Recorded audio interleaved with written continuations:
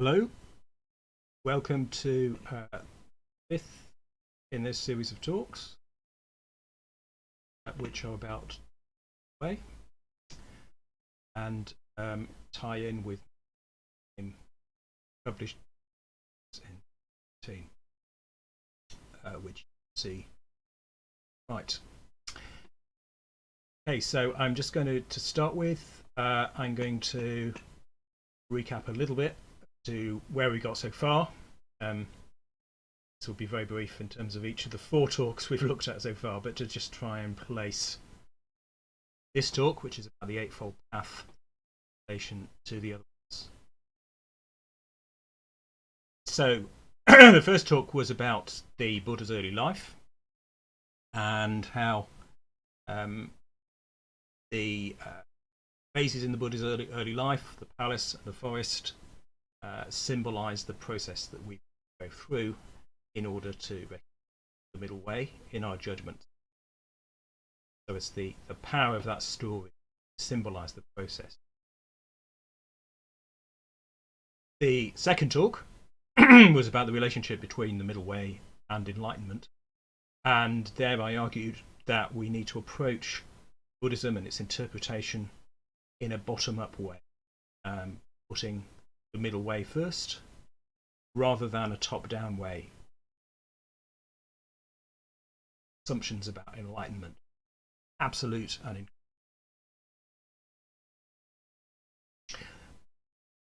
thirdly, in the third talk, which was about the Buddha's ministry, I talked about first address, sometimes called his first sermon, where the Buddha interestingly leads with way about the Eightfold Path.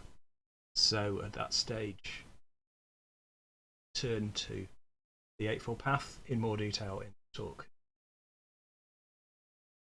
And I also took the way in which communicated with the way that demonstrated the middle. Then the fourth talk, which was about the Buddhist view of the middle way, or the Buddhist ways of talking about the middle way and the issues with it. I suggested that the traditional Buddhist definitions of the way are examples rather than. Okay.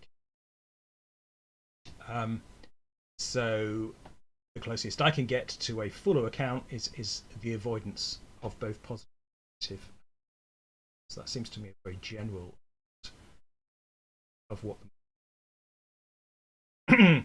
And I also suggested as a positive alternative, we can understand the middle way to the 5 principles of skepticism, provisionality, incrementality, and integration. So those aspects of the middle. Okay, so I'm going to talk about the Eightfold Path then, and maybe to start that process we should look at a diagram of it, because it's a very visual thing. So the Eightfold Path is often visualized in this way as having 8 limbs, or 8 spokes perhaps when it's visualized as a wheel. So this is a very, very typical way in which Buddha show the path, the Eightfold Path, and of course together traditionally that's the wheel of the teachings. There is some variety in the translation of the limbs of the Eightfold Path. I'll just be using the translations which seem most helpful. So, and I'll be discussing them in the order I've put on this particular, starting with the right concentration, right mindfulness, right effort, right action, right speech, livelihood, inspiration. So that's what the Eightfold Path is, traditionally. Now, it's an analysis of the path of practice. intended, I think, to help create the conditions for following the middle way. So the middle way came first in the Buddha's exposition, first sermon or first address, and then the Noble Eightfold Path followed. So the Noble Eightfold Path gives you more detail on how to follow the way, what's involved following it.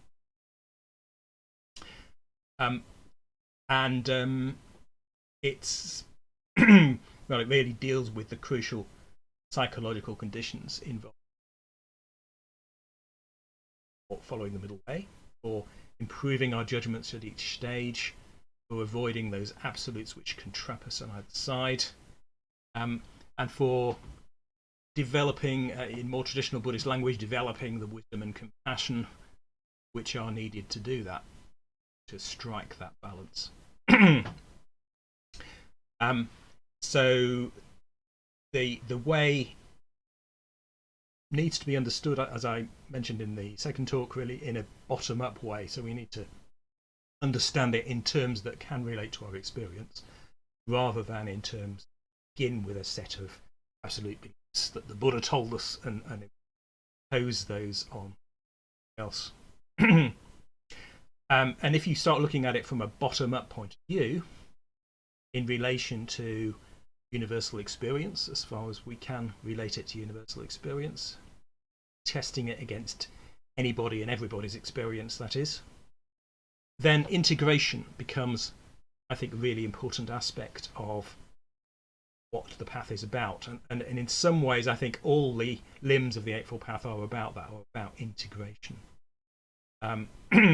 So that's why I'd like to say a little bit, before we get into the details of the path, which we'll back to, a little bit about integration, which I mentioned in this talk. I talked about the two mules pictures, which I think is just such a helpful symbolization of the process of integration. So the two mules are in a state of conflict with each other until the point where they reconsider and reframe. At that moment in the fourth picture of provisional judgment, where they start to reconsider, where they start to think of things in a new way. And it's at that point also that they need to be in a mental state where they can consider things way. So that's obviously where the integration of our mental state becomes important to our judgment. I think what we actually judge is always the test of how we're doing, if you like, on the path, but the mental states we're in and the assumptions we make are vital. They feed into the judgments and hence the action we take. So integration is that process of overcoming a conflict, whether it's a conflict within us, say part of you wants to give up smoking and the other wants to have a cigarette. So that's an example of an internal conflict like that. Two mules are inside us, or it could be an external conflict. So it could be a political conflict or something of that kind. Again, two mules pattern can be played out in exactly the same way at a socio level. Although I'm looking forward to Israelis and the Palestinians and reaching that point, which I haven't yet. Anyway, so that's something about integration. Now, also I think another key idea to include or to bear in mind when we're talking about the path is that of feedback loops. So that's another thing I'll be talking about. So feedback loops are a concept which comes used a lot in systems, and I think is incredibly useful for understanding what makes and there are two types of feedback loops.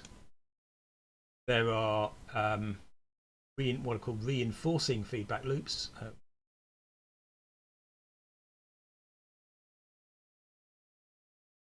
There we go, yes. So there are reinforcing feedback loops and there are balancing feedback loops.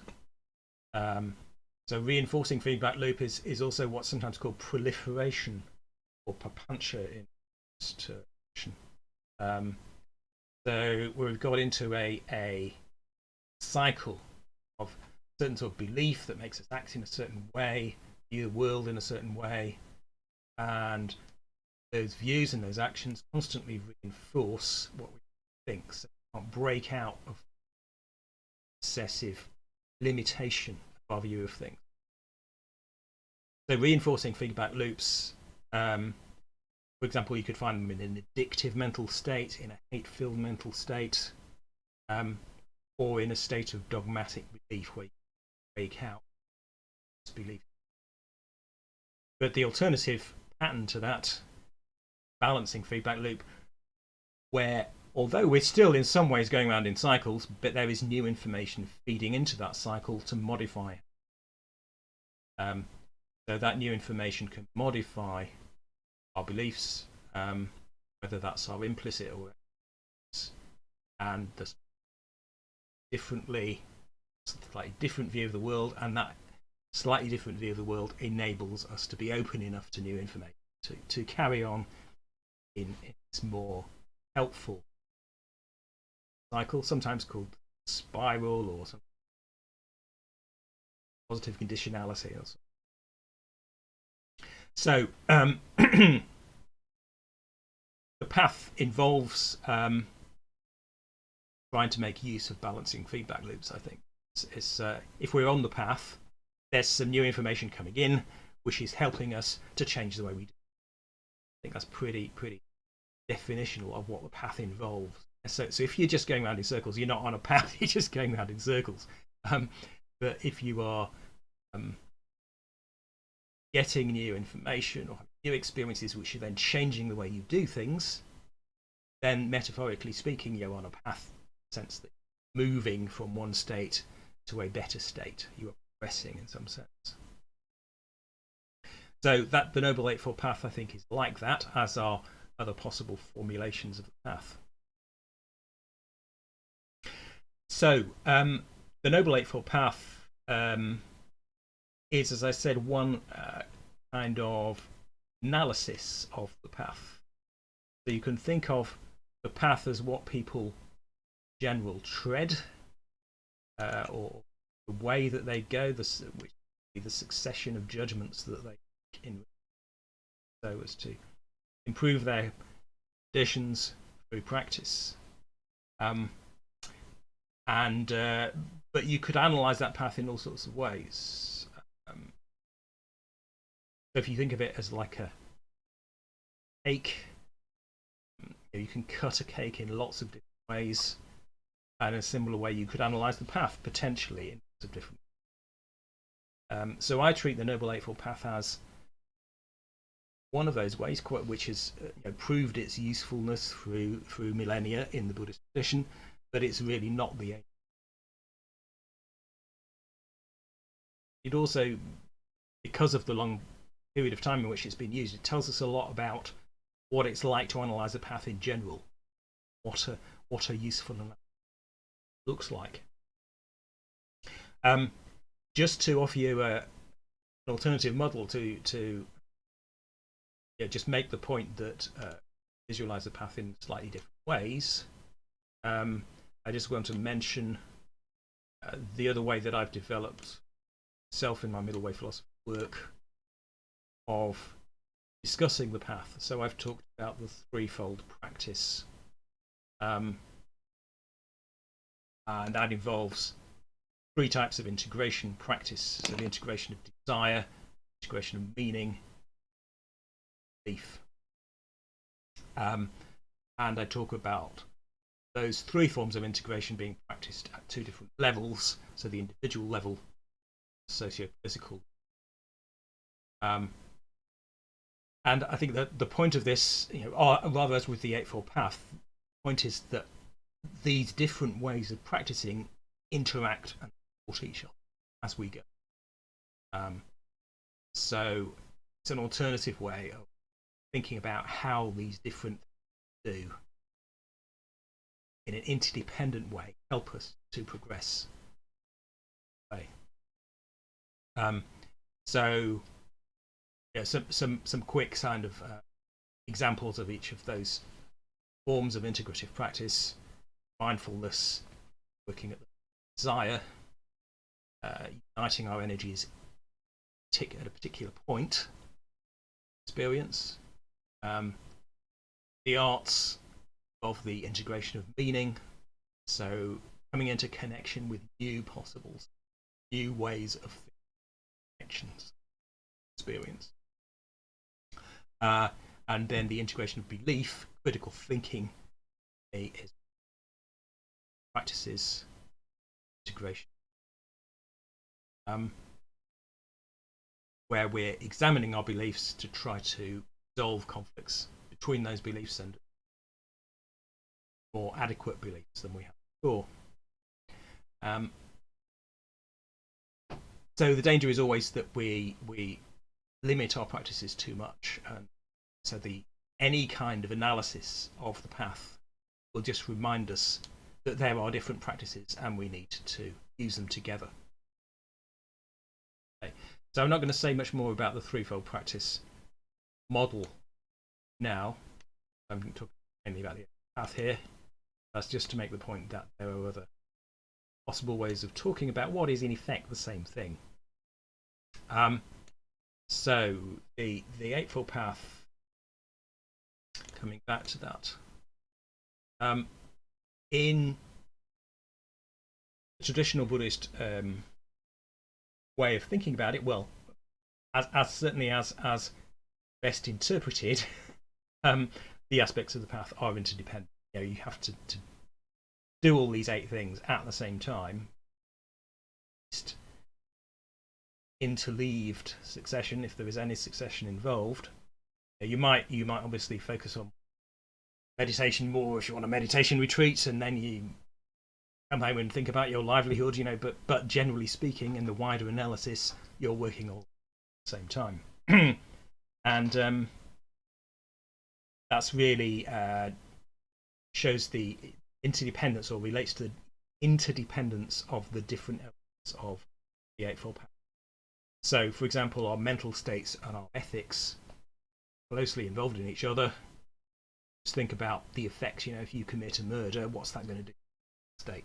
How stressed and guilty are you going to feel about that? And what sort of terrible mental states are you going to then get into? Or likewise, if mindful state, that will.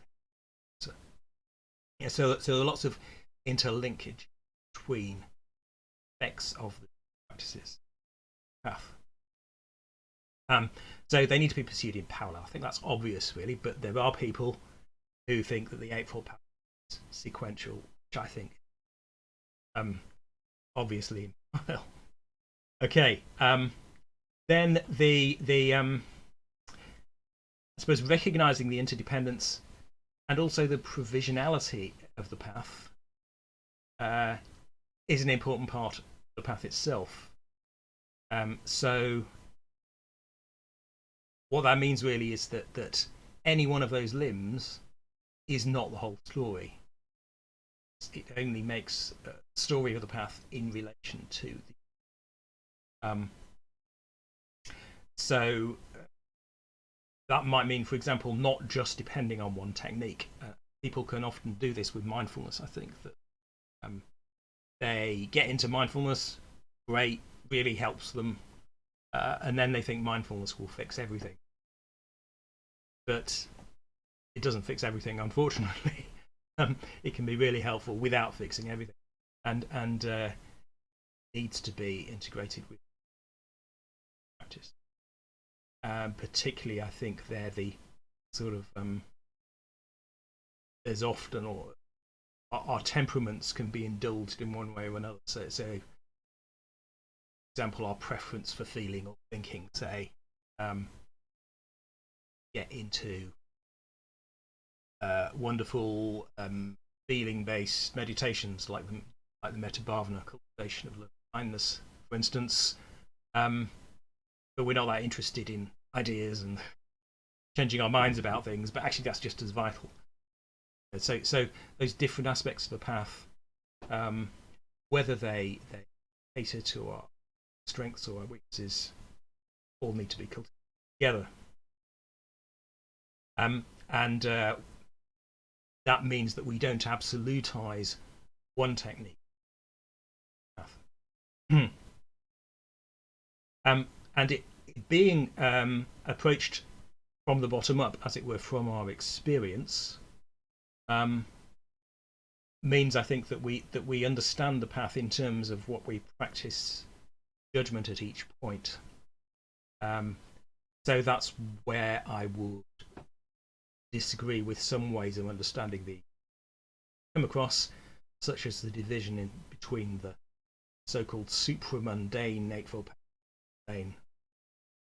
So, some traditional Buddhist expositions, so-called mundane Eightfold Path is just kind of shadowy approximation of the real one that the enlightened do, the supramundane. But again, I think that's getting things entirely the wrong way around. It's the Eightfold Path in practice, which is the one that matters. The way it relates to imperfect states, working with those. The other is just an idea. Okay, so the Eightfold Path can also be seen in relation to another similar, slightly simpler Buddhist formulation, which is the Threefold Path: morality, meditation, and wisdom. So this diagram attempts to show the relationship.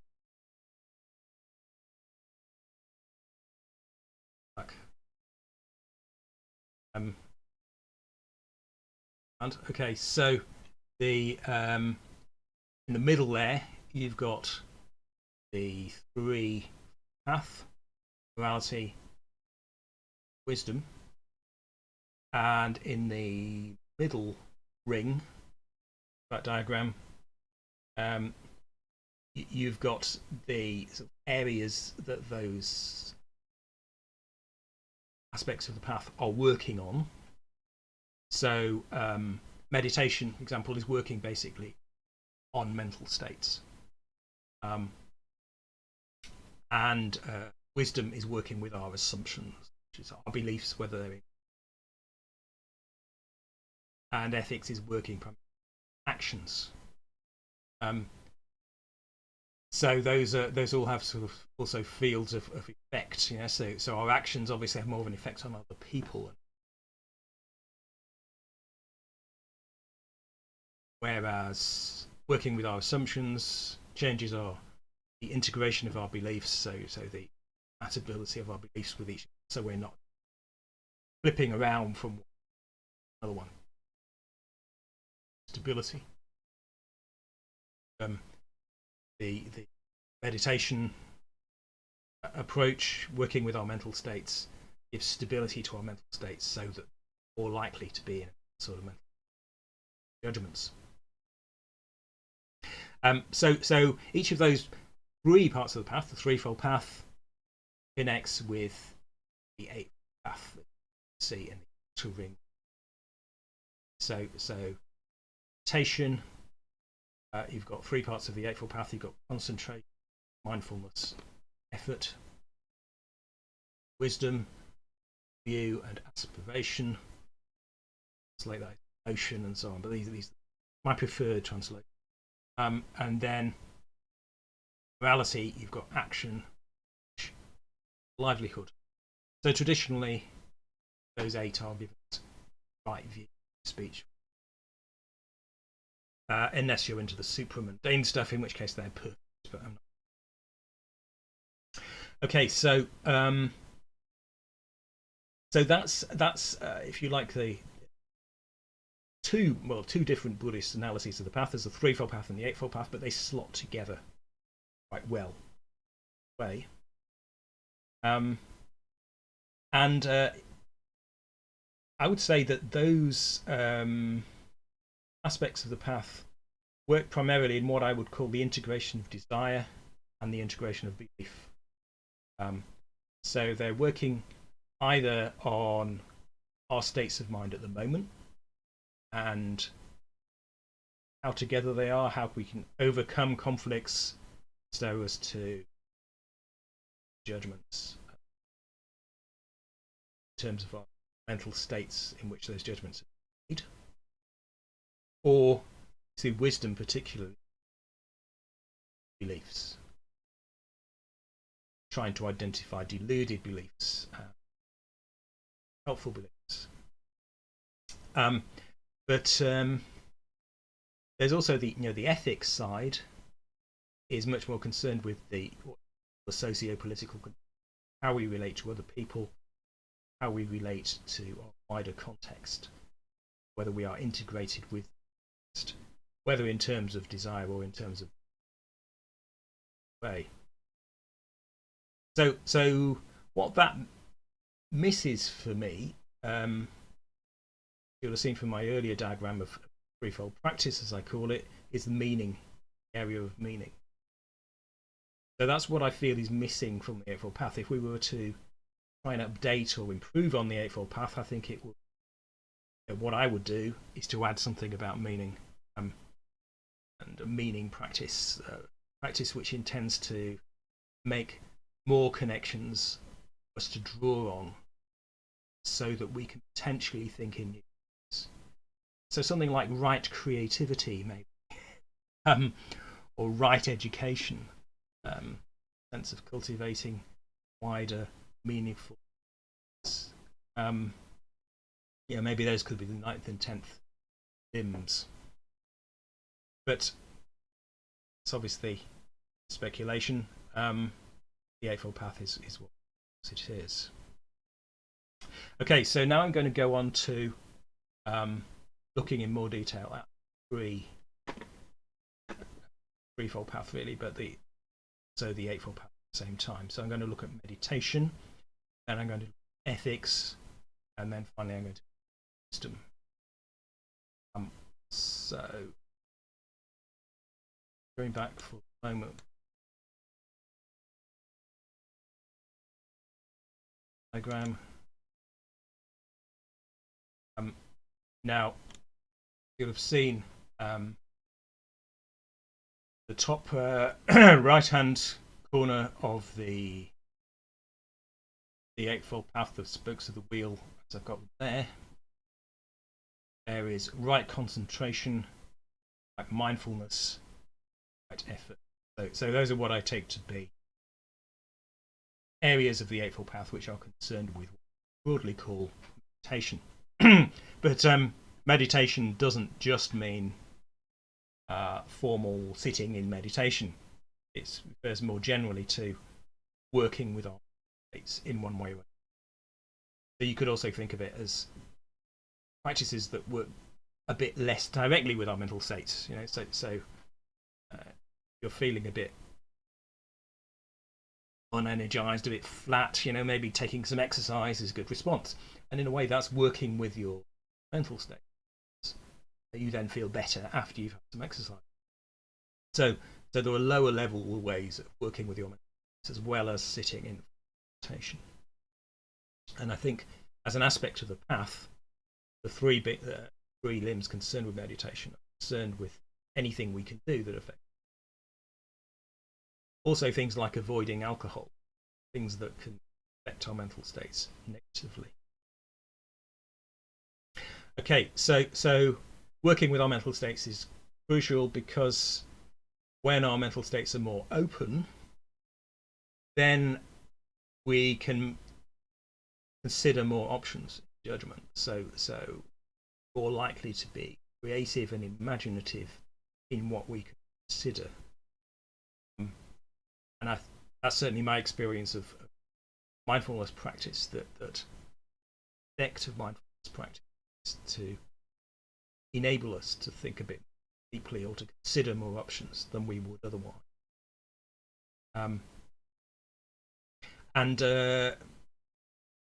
Mental states, they can be visualized really as a kind of flow of energy. So if you think of our our brain consisting of trillions of neural connections, at any given time there will be energy flowing through some of those neural connections.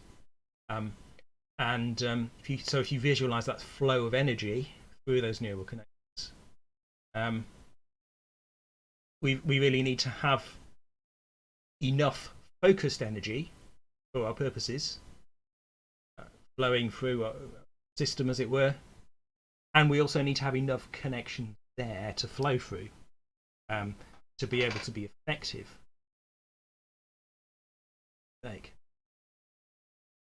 So an image that the Buddha used, which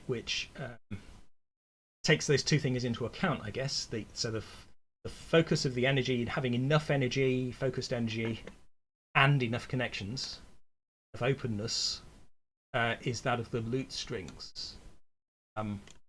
So the lute strings analogy, found in the Pali Canon, and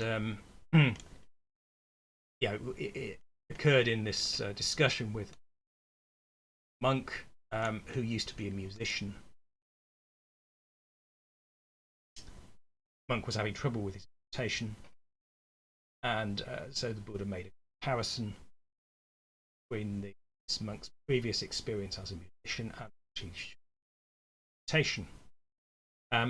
So the image of the lute strings suggests that we shouldn't have our lute strings or our minds either too taut or too slack. So the middle way will be having the strings at the right degree of tightness, as it were. So you think of the mental states in that way. Taut mental states are, if you like, highly concentrated mental states. So think about occasion when you've been maybe highly concentrated, but maybe also somewhat stressed. So maybe you're sitting an exam, you're stressed, but you're also narrowly focused task. So there you're taut, T-A-U-T. The alternative, the opposite, is slack mental states. So in the slack sort of state, our mental states are open. Maybe we've taken some cannabis or something, so we're open to the universe, but we're not actually very effectively focused. So our states may be open, but there's not enough energy to use them effectively. So getting that balance between taut and slack is similar to, so it's coming back to the first two limbs on the Eightfold Path, concentration and mindfulness. There's always this balance between. Third of those limbs, right effort, is about finding that balance. It's about tuning the lute, as it were, applying the right amount of effort so as to be able to balance the tautness and the slackness states. So every time you meditate, or indeed give any attention to your mental states, you can way. There's a sort of dialectic and interplay between right concentration and mindfulness time, through the application of right effort, right degree, and application of effort to moderate and maintain that balance. So to focus a bit more on concentration, then, the concentration, as I mentioned, could be something that we engage in a somewhat stressed way, but nevertheless we need concentration even in relaxed mind, state of mind effectively in judgment. In verbal terms, I think concentration is engagement of what's known as the task positive network brain. So that brings the resources of the brain to bear on the conditions that we're facing.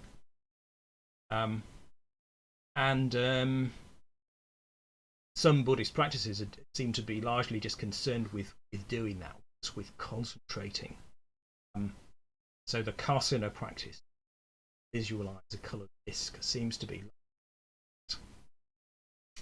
So when we're concentrated, we're obviously not distracted. So in order not to be distracted, not to have other things coming in,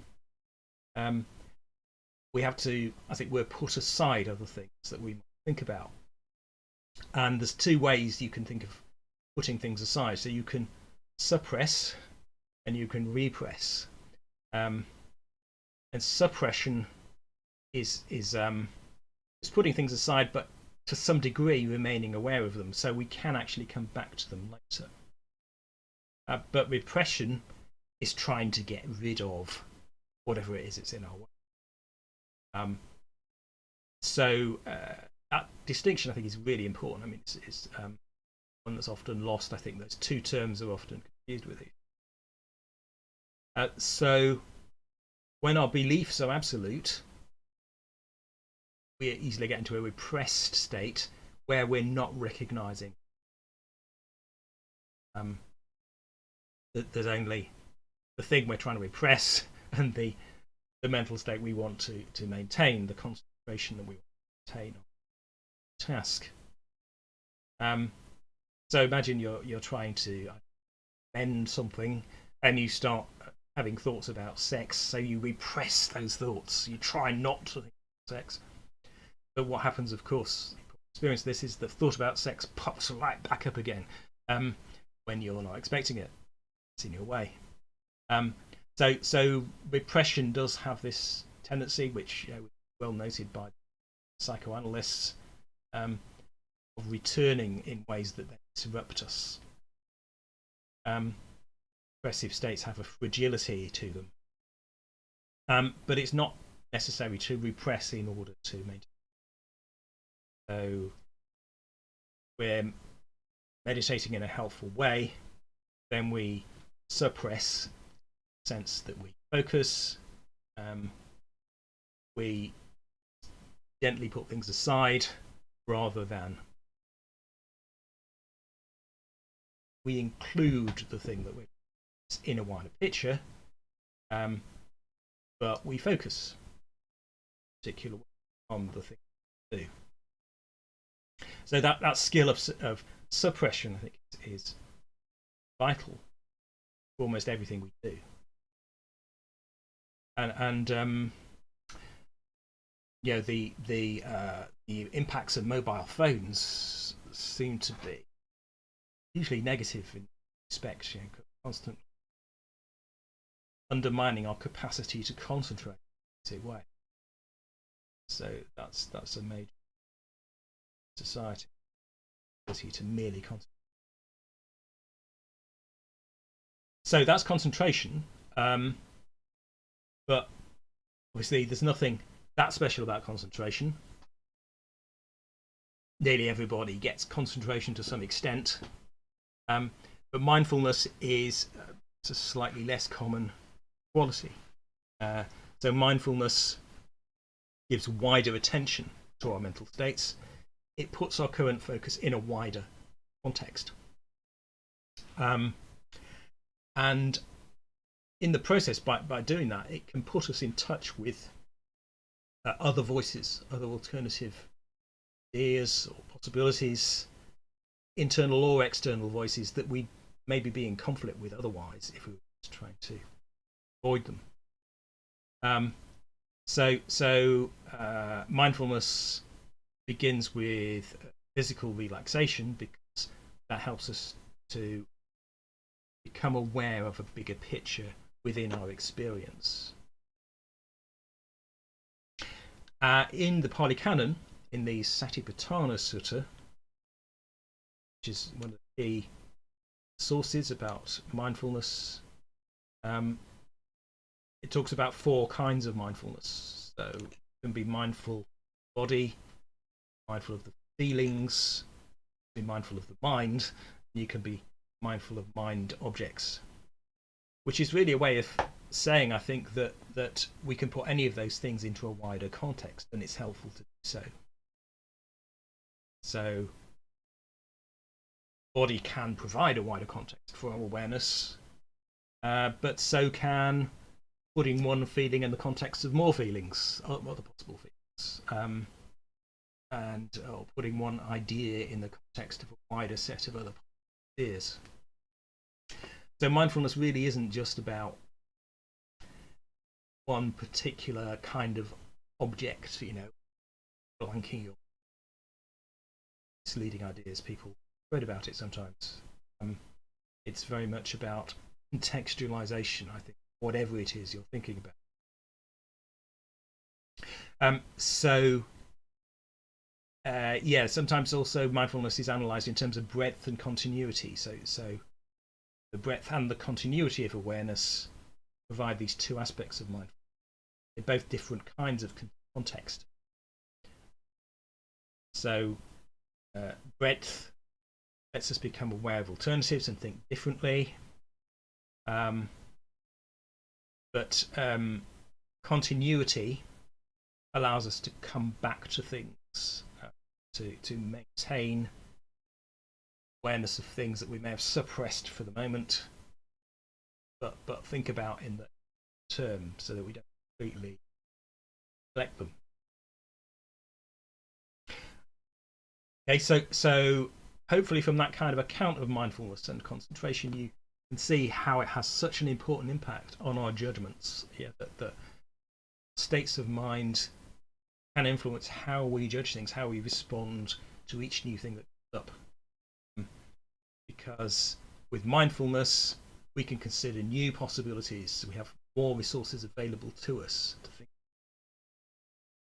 to judge more effectively.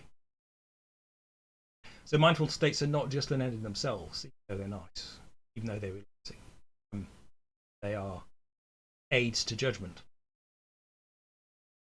Okay, so that's limited time left. That's probably enough about meditation. But I started with meditation because I think it's perhaps in some ways the most basic, particularly in the modern context. Approach the path through meditation to start with. But ethics is my next focus, because that's the next three limbs of the path: right action, right speech, right livelihood. Okay, so ethics, and the term ethics has both a broader and a narrow sense. The path as a whole is ethics, I would say, in the sense that the path is what we should do. I think it's very important not to think too narrowly. Ethics is what we should do in general and encompasses sorts of other shoulds.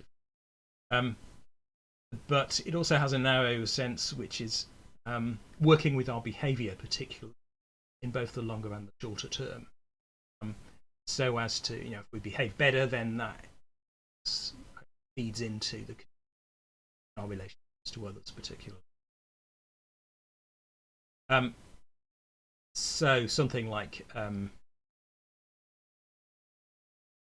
treating others in helpful ways, or not getting intoxicated. These are simple examples of modifications of.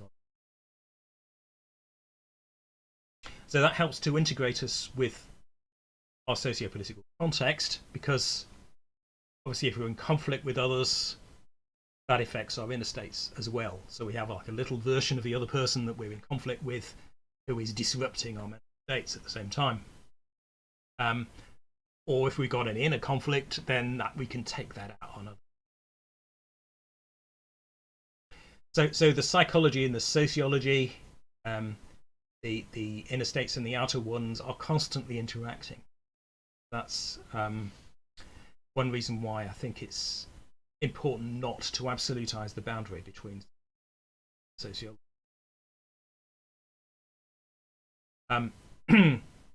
Okay, so the practice of ethics in Buddhism, more in the narrow sense, working with our, is particularly summarized in the 5 precepts of Conscious Sila.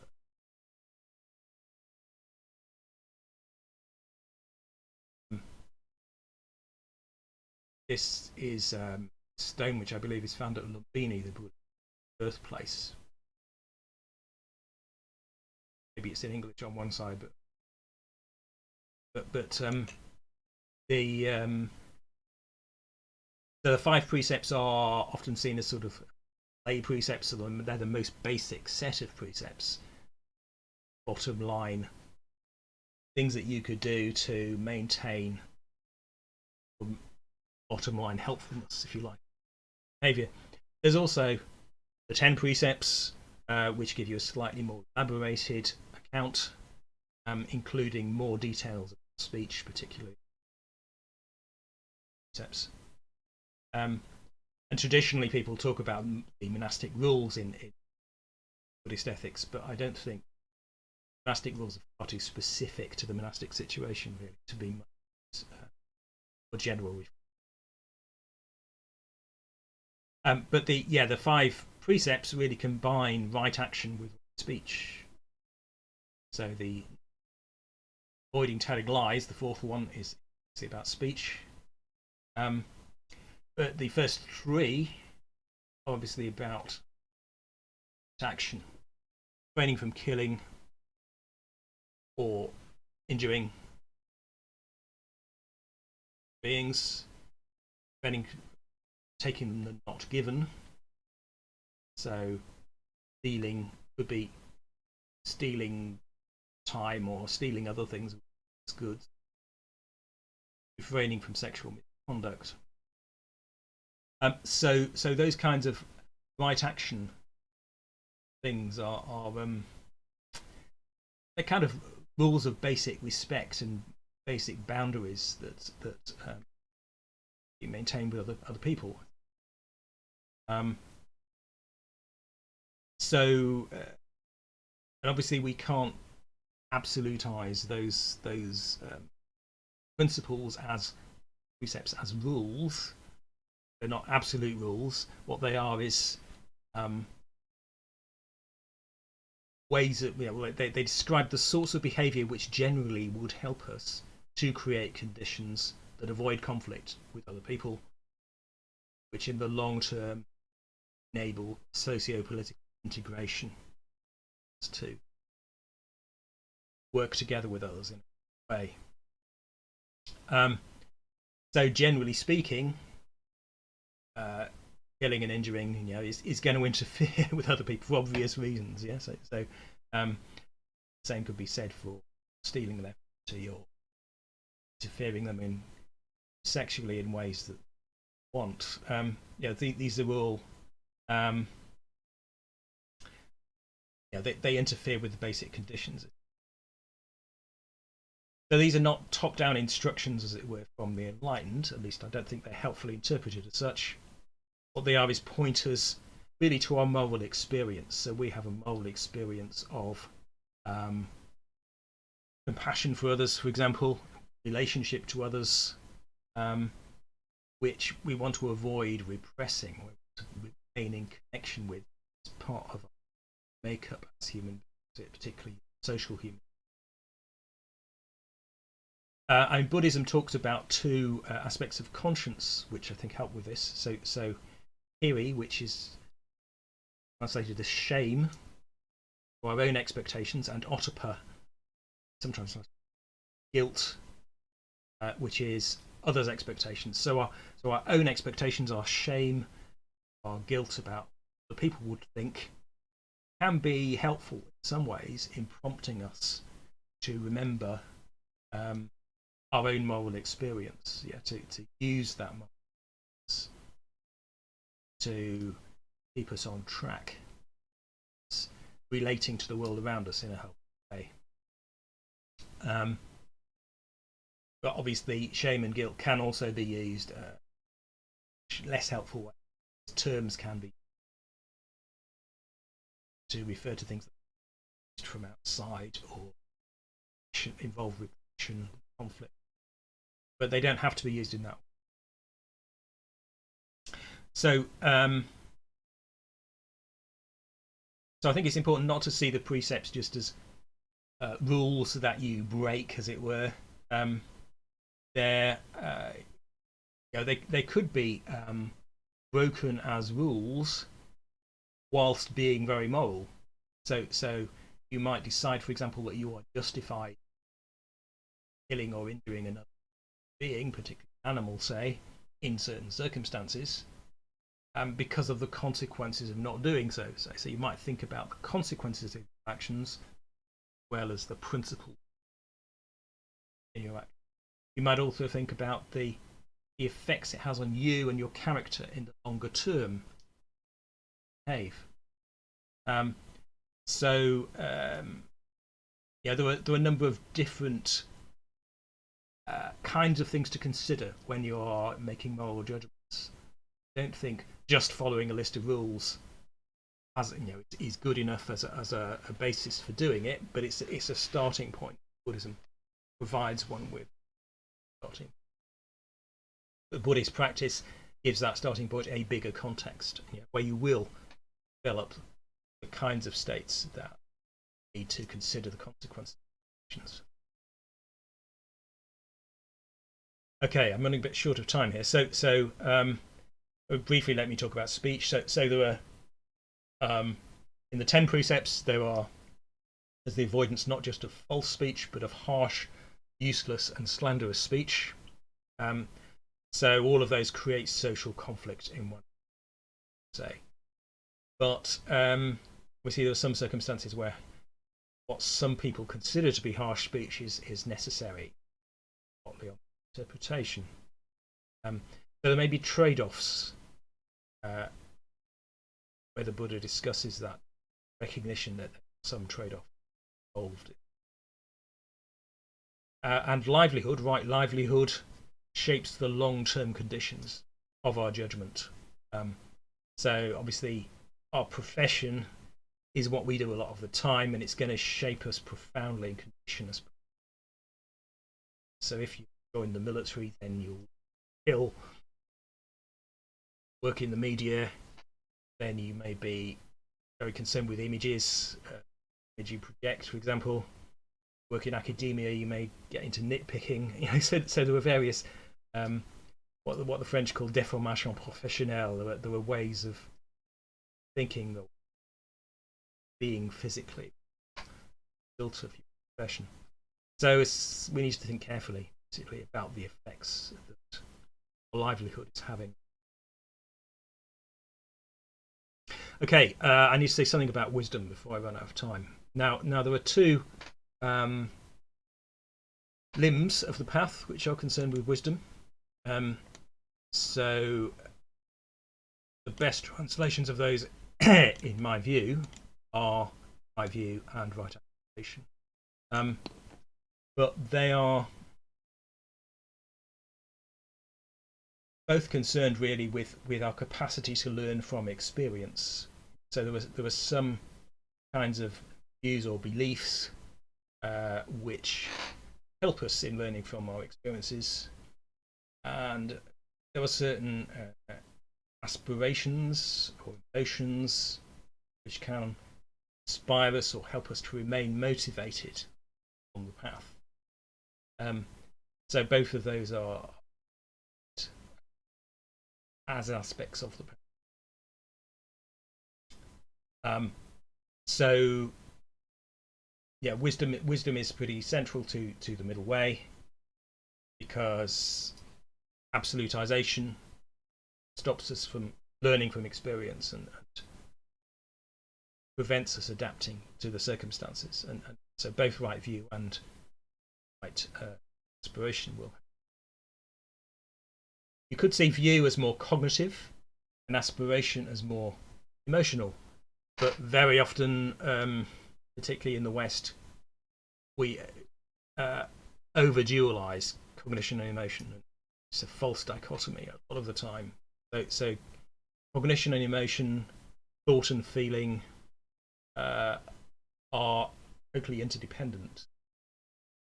That requires a lot of emphasis.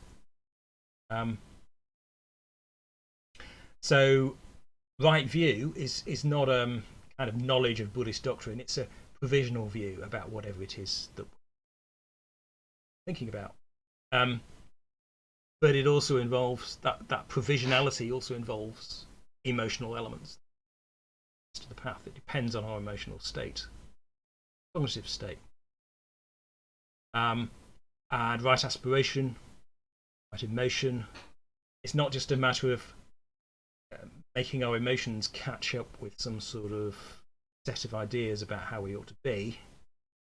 It's more about getting in touch with inspirations that can help us to stretch our thinking. So that emotional aspect is vital to our thinking as well. There's a constant interaction between the two. Okay, so in general, wisdom practice, things like study and the cultivation of thinking particularly help with that context. Education in general can help with it, but it depends how you use it. And obviously the cultivation of right aspiration. I think anything that inspires you help with that. Classically in Buddhism, it's things like the Brahma Vihara meditations, or Passion Say, or devotional practices. So those might help you inspiration, or they may not. It all depends on the personal association up with archetypal sources of inspiration. The Buddhist symbols may or may not inspire you. So I'll return to that point in last talk. Archetype, the Buddha as an archetype. Okay, so in conclusion then, the Eightfold Path is about a set of interrelated kinds of action that help us develop. So our immediate integrated mental states, meditation, can feed into our changes in behavior, ethics, and that can alter the conditions for long-term improvement responses to experience.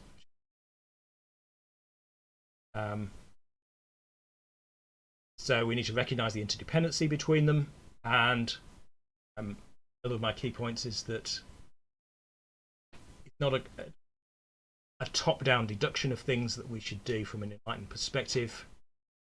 It's a gradual integration of new insights, discoveries, practical experience. Okay, so that's it.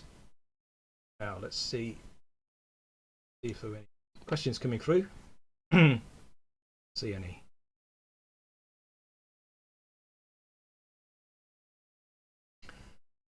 So obviously there are opportunities if you think of questions later in the Middle Way network, which society. There are opportunities to engage in discussion about the Middle Way and books. They do have a look on the Middle Way Society website, middlewaysociety.org. Or obviously you could comments at the end of this YouTube video if you're watching it. It's recorded form. Okay, so there are 2 more talks in this series left. So the 6th one, the next one, will be about craving and karma, and so I find how those, in my view, relate to them, to each other. And then final one will be an type. So ways that and use all the imagery of Buddhism and of the Buddha, as it were, without having an absolute. Okay, so I'm going to stop there for now. I can't see any questions coming through. So again, apologies. Because apparently there were some questions last time which I didn't see. So if you have asked questions and they're not appearing, then all I can say is I can't see them. So sorry. But by all means, find some other way to ask them. Okay, so I'm going to stop there. So goodbye for now.